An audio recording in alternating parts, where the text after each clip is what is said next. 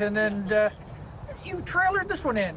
You normally fly them, but I guess electric power still wouldn't get you to Arlington.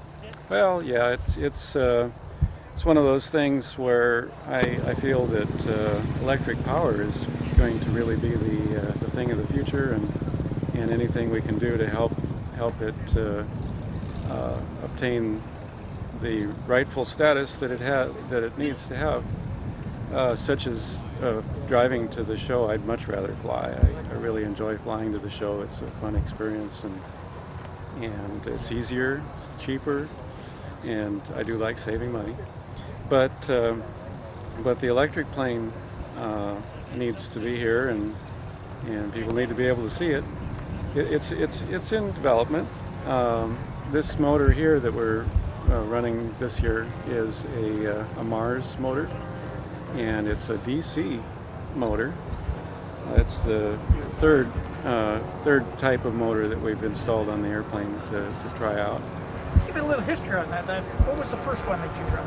The first one that we tried was a PMG 132 permanent magnet motor, and it's made by a company in Germany. And what kind of results did you have with it? The results, the performance was okay. Not anything super fantastic, but it was okay. The main problems that we had was that in order to get that performance, we were pulling too much out of the motor, and so we had issues with various components that weren't up to the job that we were trying to demand. So the number 2 motor was one that we built ourselves, that Thomas Senkel designed for us, and it's a really excellent motor. I'm really happy with it, but we have to be able to supply it at a good price, and in order to do that we'd have to build it or have somebody build it, and at the present time we haven't got that part worked out. So I'm looking at other motors that would be cost effective for the little guy. People like me that don't have a lot of money, we want to put a motor on that'll do the job and not cost very much money, and this little motor here only costs about $500. But it doesn't look little. I mean, well, compared to the one that you had at Oshkosh, it was like 6 inches wide and round. With this, that's true. This is big. Well, let's talk about little and big. The motor that we have here is basically, it's a 10 kilowatt motor, and the motor that I was flying at Oshkosh is a 20 kilowatt motor. And a 10 kilowatt motor is approximately 13.4 horsepower, to give a relative view of its output. So this is about half the horsepower that you were flying. About half, yeah. And to be honest, we had not reached a state of development at Oshkosh with the other motor that I was running at its full potential. We were only running it at 16 kilowatt output. So just a little bit more than this, really. Yeah. So this one does fly all right. It's inexpensive and it's heavy. It weighs 34 pounds as compared to the Eagle motor that we were flying at Oshkosh, weighs only 16. And then there's the controller. These are fairly inexpensive controllers because it's a DC motor, so that helps keep the cost down too. So as far as system cost goes, we're looking at maybe $6,000 or $7,000 for the batteries and the motors and everything.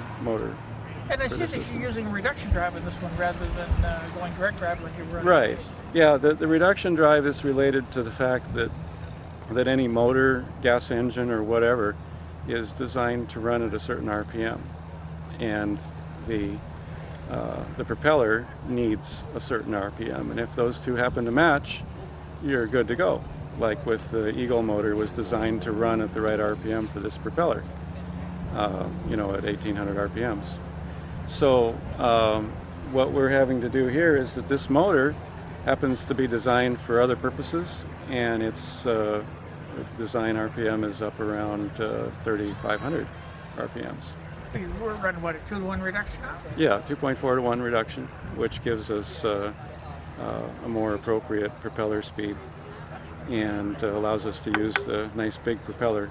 Because you're using a 3-blade? What's it look like? Yeah, it's a 68-inch diameter 3-blade propeller, It's the same kind of propeller that we'd be running on the airplane with the gas engines, like the HKS engine, for instance.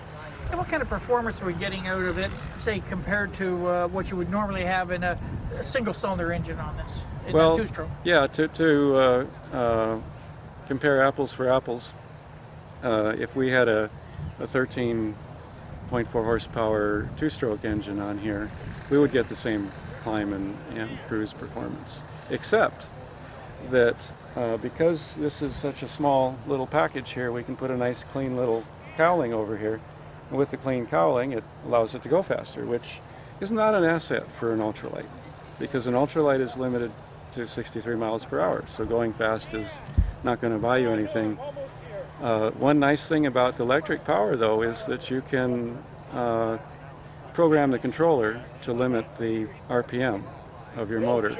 And the RPM of the motor limits your top speed, so that you can get full power for your takeoff and climb. And then when it comes to cruising, well, you can cruise at the 63 mile an hour limit at a partial power setting, and everything will work just fine and be legal that way. Now, the other component that we require is batteries. How are the batteries coming along to supply the power to this motor?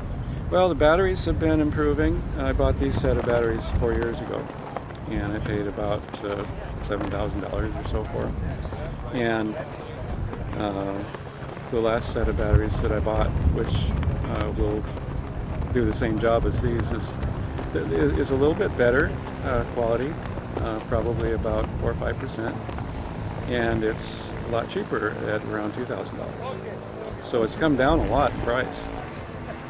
And how long do you think it's going to be before you're actually, or are you offering these packages now? Well, basically we're offering the airplane, you know, as a kit without the engine, instruments, and propeller.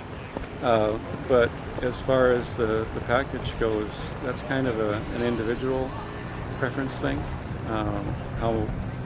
How much do you want to spend on it? How much, you know, performance do you want out of it?